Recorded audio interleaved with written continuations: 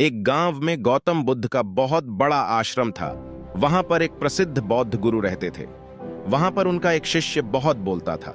वह हर समय इधर उधर की बातें करता था। जब वह दान लेने के लिए जाता तो हर घर से एक नई कहानी लेकर आता और आश्रम के दूसरे शिष्यों को सुनाता था। एक शिष्य की दूसरे से बुराई करता, चुगली करता और दूसरों के सामने अच्छा बनने प्रयास करता। खुद के मुंह से ही खुद की तारीफ करता रहता और हमेशा ही खुद को गुरु के सामने सबसे बुद्धिमान और उत्तम साबित करने का प्रयास करता। वह खुद को सभी शिष्यों से अलग और श्रेष्ठ मानता था। उसका कहना था कि मैं एक अमीर घर का बालक हूं। अगर मैं चाहता तो एक आरामदायक और सुविधाओं से भरा जीवन जी सकता था, लेकिन मैं वह सब छोड़कर यहां आ गया क्योंकि मुझे सत्य की खोज करनी है, खुद को जानना है, जीवन को जानना है।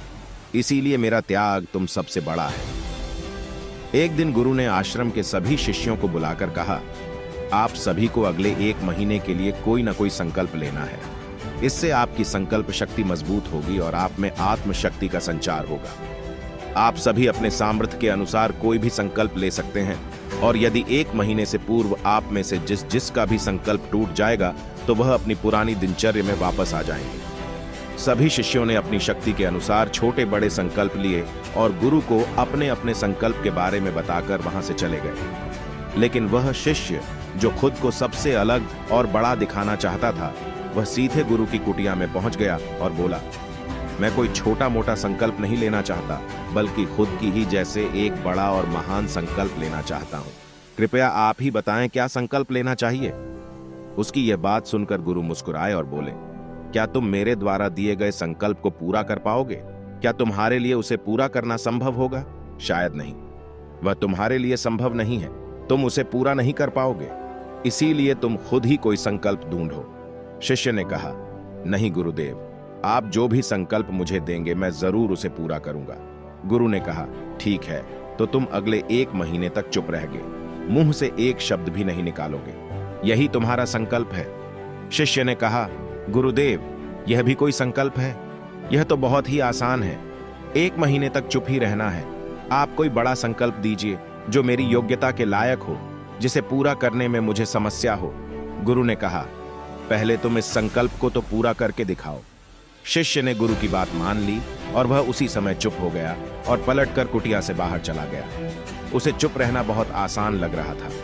उसने एक दिन तो जैसे तैसे चुप रहकर काट लिया, लेकिन दूसरे दिन से उसके मन में ना बोलने का बोझ बढ़ने लगा। तीसरे दिन उसे भारीपन महसूस होने लगा और चौथे दिन उसके अंदर एक अजीब सी बेचैनी होने लगी, क्योंकि आसपास आश्रम के सभी शिष्य एक दूसरे से बातें कर रहे थे। वह भी अपना पक्ष उनके सामने रखना चाहता था, उनकी बोलती बंद कर देना चाहता था, लेकिन उसका संकल्प उसके आड़े आ रहा था। इसीलिए वह पूरे दिन सिर्फ मुंह और आंखें बनाता रहता। इसी तरीके से कुछ दिन और बीते और वह शिष्य बीमार पड़ गया। उसका सिर फटा जा रहा था। उसका खाने पीने तक का मन नहीं कर रहा था। वह सिर्फ बोलना चाहता था। वह गुरु के पास गया और उनके सामने बैठकर लिखकर उन्हें बताया, गुरुदेव, मैं बोलना चाहता हूं। बिना बोले मुझे सांस नहीं आ रही। मेरा दम घुटता जा रहा है। मैं अंदर ही अंदर पागल हुआ जा रहा हूं। मैं क्या करूं? संकल्प तोड़ दूं क्या? यह पढ़कर गुरु मुस्कुराए और बोले, संकल्प तो तोड़ने के लिए ही होते हैं, लेकिन जो अपने संकल्प को पूरा कर लेता है वही अपनी आंतरिक शक्ति को बढ़ाता है, और जो अपनी आंतरिक शक्ति को बढ़ा लेता है वह समाज और जागृति की राह पर आगे बढ़ जाता है। संकल्प का लेना भी तुम्हारे हाथ में था और इसे तोड़ना भी तुम्हारे ही हाथ में है। तुम्हारे बहुत से भाई अपने संकल्प को तोड़कर अपनी पुरानी दिनचर्या पर वापस आ चुके हैं। अगर तुमसे नहीं हो पा रहा तो तुम भी संकल्प तोड़कर अपनी पुरानी दिनचर्या पर वापस जा सकते हो। लेकिन याद रहे, अगर आज तुम इस छोटे से संकल्प को नहीं संभाल पा रहे तो तुम अपनी बाकी की पूरी जिंदगी को कैसे संभाल सकोगे? बाकी फैसला पूरी तरह से तुम्हारे हाथों में है। गुरु की यह बात उस शिष्य के दिल में चोट कर गई। वह बिना कुछ बोले वहां से वापस चला गया और खुद को अपनी कुटिया में बंद कर लिया। वह केवल अपने जरूरी कामों के लिए ही कुटिया से बाहर निकलता, बाकी सारे समय कुटिया के अंदर ही बैठा रहता। 15 दिन बीत चुके थे और आश्रम के लगभग सभी शिष्यों का संकल्प अब तक टूट चुका था, लेकिन उसका संकल्प अभी भी जारी था। संकल्प लेने के बाद से अब तक उसने एक शब्द भी नहीं बोला था। सारा आश्रम हैरान था कि इतना बोलने वाला इंसान चुप कैसे हो गया।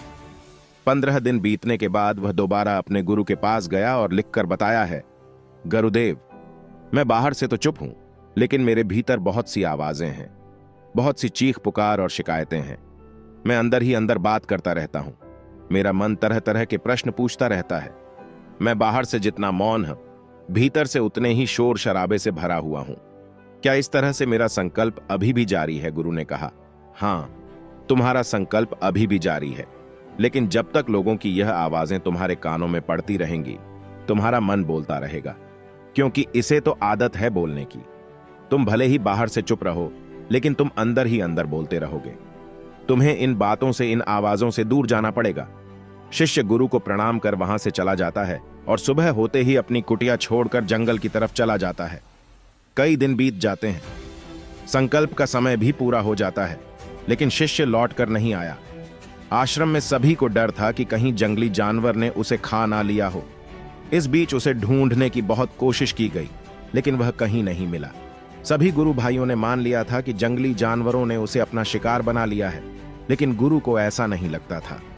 एक दिन आश्रम का एक अन्य शिष्य गुरु के पास आया और बोला, गुरुदेव, हमारे उस अधिक बोलने वाले भाई के साथ क्या हुआ होगा?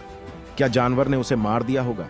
गुरु ने कहा, हो सकता है कि जानवरों ने उसे अपना शिकार बना लिया हो, लेकिन उसके न लौटने की एक दूसरी वजह भी हो सकती है। शायद उसे वह मिल गया है जिसके लिए वह गया था। फिर शिष्य ने पूछा, गुरुदेव, क्या ज्यादा बोलना इतना हानिकारक होता है? गुरु ने कहा, इंसान के जीवन के बहुत सारे दुखों में से एक दुख यह भी है कि वह कभी चुप नहीं रह सकता, हमेशा कुछ ना कुछ बोलता ही रहता है। सिर्फ हमारे बोलने के कारण हमारे आधे से ज्यादा दुख पैदा होते हैं। परिवार के अधिकतर झगड़ों की वजह हमारा बेमतलब बोलना ही होता है। हम में से कोई भी चुप नहीं रहना चाहता। हम बस सामने वाले को सुना देना चाहते हैं। जो भी हमारे मन में है, सब निकालकर उसके मन में बैठा देना चाहते हैं। उसे समझा देना चाहते हैं कि देख, तू गलत है और मैं सही। और इस तरीके से सब एक दूसरे की सड़ी गली बातों को ग्रहण कर रहे हैं। इस तरीके से सुनने और सुनाने का यह काम जिंदगी भर चलता रहता है। लेकिन इस न समझी में हम अपना समय, अपना जीवन, अपनी समझ और सबसे महत्वपूर्ण वो कीमती पल जो जिए जा सकते हैं, जिनको अनुभव किया जा सकता है, जिनमें आनंद को प्राप्त किया जा सकता है, यह सब खो देते हैं। लेकिन इसके बदले हमें मिलता क्या है? कुछ नहीं, सब व्यर्थ और बर्बाद हो जाता है। इस पागलपन में हमने क्या खो दिया, इसका एहसास केवल कुछ ही लोगों को हो पाता है। बाकी लोग जैसे उन्हें अपने आने का पता नहीं, वैसे ही उन्हें अपने जाने का भी पता नहीं चल पाता। शिष्य ने कहा, तो फिर इसका समाधान क्या है? गुरु ने कहा, पूरी जागरूकता के साथ अपने विचारों को देखना यही एकमात्र तरीका है। सारी मानसिक समस्याओं का वर्तमान में रहकर चित्न करना, पूरी जागरूकता के साथ अपना काम करना जिंदगी में चमत्कारिक बदलाव ला देता है। उसके बाद वह शिष्य गुरु से अपने प्रश्नों का उत्तर पाकर उनको प्रणाम करके वहां से चला गया। उस शिष्य को आश्रम छोड़कर गए हुए 3 महीने का समय बीत चुका था, लेकिन उस की कोई खबर न थी। अब तक तो सभी गुरु भाइयों ने भी उसके वापस लौटने की उम्मीद छोड़ दी थी। लेकिन एक दिन वह आश्रम लौट आता है। उसे देखकर सभी के आश्चर्य और खुशी का ठिकाना न रहा। लेकिन अब वह नहीं था जो यहां से गया था। वह कुछ और ही बनकर वापस आया था। उसके अंदर एक गजब का बदलाव महसूस किया जा सकता था। उसके चेहरे पर एक गजब का ठहराव और आंखों में बड़ी शांति थी। आश्रम में आते ही सभी गुरु भाइयों ने उसे चारों तरफ से घेर लिया और बातें करने लग गए। वह भी अपने गुरु भाइयों से बातें करने लगा। उससे बात करने वाले सभी ने यह अनुभव किया कि अब वह पहले जैसा उतावला और बातूनी नहीं रह गया था। उसके मुंह से एक एक शब्द बहुत ही सुलझे हुए और मधुरता के साथ निकल रहे थे। थोड़ी देर तक गुरु भाइयों से बात करने के बाद वह सीधा गुरु की तरफ चला गया। उसने गुरु के चरण छुए और कहा, गुरुदेव, क्या मैं अब भी मौन हूं? क्या अब भी मेरा संकल्प जारी है? गुरु ने कुछ देर तक शिष्य की आंखों में बड़े ध्यान से देखा और कहा, हां, तुम अब भी मौन हो। तुम्हारे मुंह से एक भी शब्द निकल नहीं रहा और तुम्हारा संकल्प अभी भी जारी है। शिष्य ने कहा, गुरुदेव, जब मैं आश्रम से गया तो मैं मुंह से तो चुप था, लेकिन मेरे अंदर बहुत सी आवाजें थीं। मन में बहुत से प्रश्न थे और वह बंद नहीं हो रहे थे, तो मैं जंगल में चला गया, इस उम्मीद से कि वहां मुझे शांति मिलेगी और मेरे मन की बकबक कम हो जाएगी। लेकिन मैं जितना एकांत में जाता गया, मेरे अंदर की आवाज उतनी ही तेज होती गई। मेरे भीतर की पुरानी से पुरानी आवाज मुझे सुनाई देने लगी। तब जाकर मैंने महसूस किया कि मैं कितना गलत कर रहा था। जब मैं अपने परिवार वालों, दोस्तों को और गुरु भाइयों को बुरा भला कहता था तो उस समय मुझे लगता था कि मैं सही कह रहा हूं। जब मैं गुरु भाइयों की एक दूसरे से चुगली करता था और उनका मजाक बनाता, तब भी मुझे यही लगता था कि मैं उनसे बेहतर हूं और मैं सही कर रहा हूं। लेकिन उस दिन मैंने पहली बार महसूस किया कि मैं कितना गलत बोलता था। काफी दिनों तक ये आवाजें, ये शिकायतें मेरे अंदर चलती रहीं, लेकिन धीरे धीरे करके एक दिन ये सारी आवाजें मेरे अंदर से समाप्त हो गईं। अब मैं भीतर से भी मौन हो गया। उस घने जंगल में बाहर से कोई बोलने वाला था नहीं और भीतर कोई आवाज बची ही नहीं थी। और मैं उस दिन पहली बार मौन का सही अर्थ समझा। मेरे चारों तरफ बहुत शांति थी। हालांकि अभी भी कुछ आवाजें आ रही थीं जो पहले भी आती थीं, लेकिन मैं उन्हें सुन नहीं पाता था। पर अब वह सभी आवाजें मुझे स्पष्ट रूप से सुनाई दे रही थी। हवा के चलने की आवाज, चिड़ियों के चहकने की आवाज और पानी के बहने की आवाज, ये सभी आवाजें मैंने पहली बार पूरे होशपूर्वक सुनी। अपने चारों तरफ इतनी शांति मैंने पहले कभी महसूस नहीं की थी। तो इस शांति को भंग करने के लिए मैंने पहली बार अपने मुंह से कोई शब्द निकाला। मैं चिल्लाया, हे ईश्वर, ये कैसी शांति है? सभी कुछ इतना शांत क्यों है? ऐसा क्या हो गया? लेकिन मेरे चिल्लाने के बाद भी शांति भंग नहीं हुई। सब कुछ पहले जितना ही शांत था, बाहर भी और भीतर भी। हे गुरुदेव, मैंने अपने गुरु भाइयों से बात की। मैंने आपसे बात की। मैं बोल रहा हूं, मैं चल रहा हूं, मैं सब कुछ देख रहा हूं, लेकिन मैं अपने भीतर एकदम एकांत में हूं। मौन में हम भीड़ में होता हूं, तब भी भीतर से अकेला एकांत में होता हूं। जब मैं खुद में भी शोर करना चाहता हूं, तब भी एकांत में ही होता है। अब सब दिखाई पड़ने लगा है, सब सुनाई पड़ने लगा है।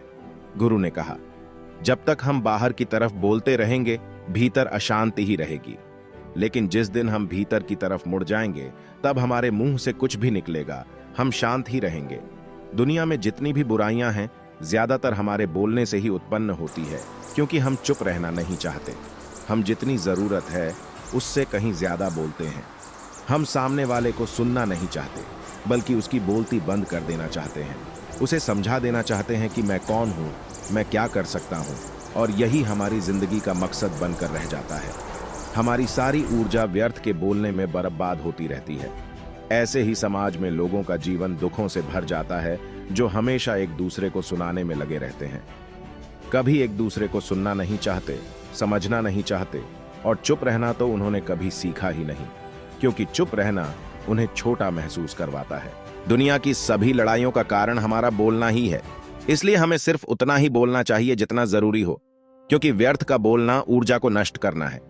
और यह बोलना ही हमें कभी अपने भीतर की ओर लौटने नहीं देता, क्योंकि यह हमें बाहर की ओर खींचकर रखता है, और बाहर है ही क्या इस संसार के अलावा। लेकिन अगर अपने भीतर के संसार की ओर मोड़ना है, तो इस मुंह को बंद ही रखना चाहिए।